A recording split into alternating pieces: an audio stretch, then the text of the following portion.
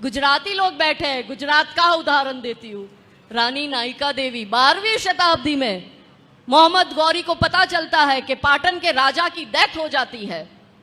तो मोहम्मद गौरी आबू की घाटी पर अपनी सेना लेके आता है और अपने सैनिक, अपना जो दूत है उसको बोलता है, क्योंकि इन लोगों में तो महिलाओं को कमजोरी माना गया है, हमारे धर्म में नारी शक्ति कहा गया है, इनमें क्या कहा गया है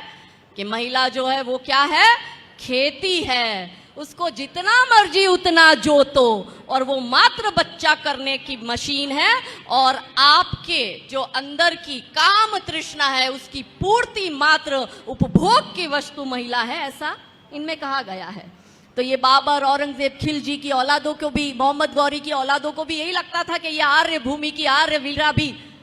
एक तुच्छ नारी तो है, उपभोग की वस्तु तो है। तो उसके दूत को भेजा, दूत गया रानी नायिका देवी के पास, जो हमारी पाटन की रानी,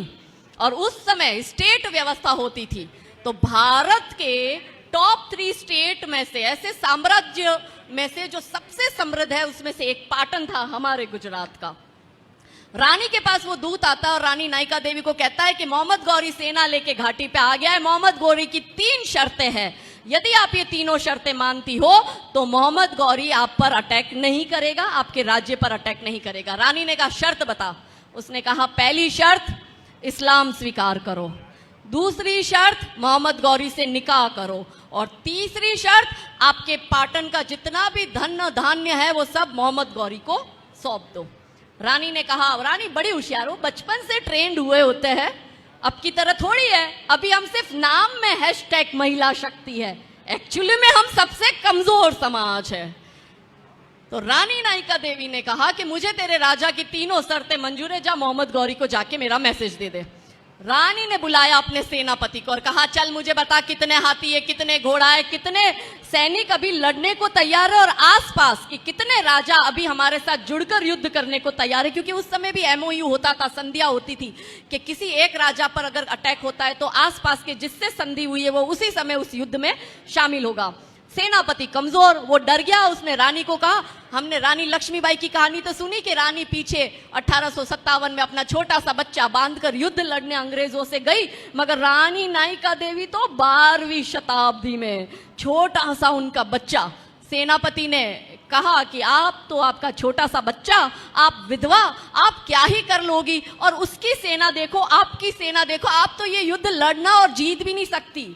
रानी क्रोधित हो गई ऐसी कमजोरी वाली बातें सुनकर। रानी ने उस सेनापति को वही निकाला, खुद ने सेना की कमान अपने हाथ में ली और रानी ने पूरी स्ट्रेटजी बनाई, और रात में आबू की घाटी पर जब मोहम्मद गौरी की सेना सो रही थी तब रानी ने उस पर आक्रमण किया और उनकी पूरी सेना को काट कर मार कर खत्म किया। और मोहम्मद गौरी देखता है कि इसने तो मेरी पूरी सेना खत्म कर दी, तो वो अपनी जान बचाने के लिए मोहम्मद गौरी भागता है और रानी के पीछे अपना बच्चा बंधा हुआ होता है। रानी उसके पीछे जाती है और रानी देखती है कि वो मेरी पहुंच से थोड़ा दूर हो गया है, तो रानी के हाथ में जो बड़ी सी कटार थी, रानी ने वही मोहम्मद गौरी को पीछे से मारी, और मोहम्मद गौरी सीधा सिंध जाके रुका, और उसको पता चला कि ये रानी ने मुझे, जिस जगह रानी की कटार लगी है, इसने तो मुझे आजीवन नपुंसक बना के भेज दिया है। ऐसी थी हमारी योद्धा नारियां।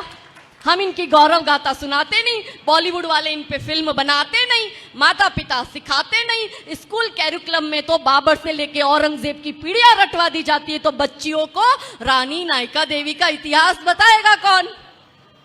हमारी बच्चियां वो देखती है करीना खान को, फिर उसको वो शाहरुख, सलमान, सैफ अली खान ही तो पसंद आएगा। आपने, हमने अपनी बेटियों को यदि नायिका देवी की गौरव गाथा, यदि जीजा माता की गौरव गाथा सुनाई होती तो कोख से छत्रपति शिवाजी महाराज पैदा होते।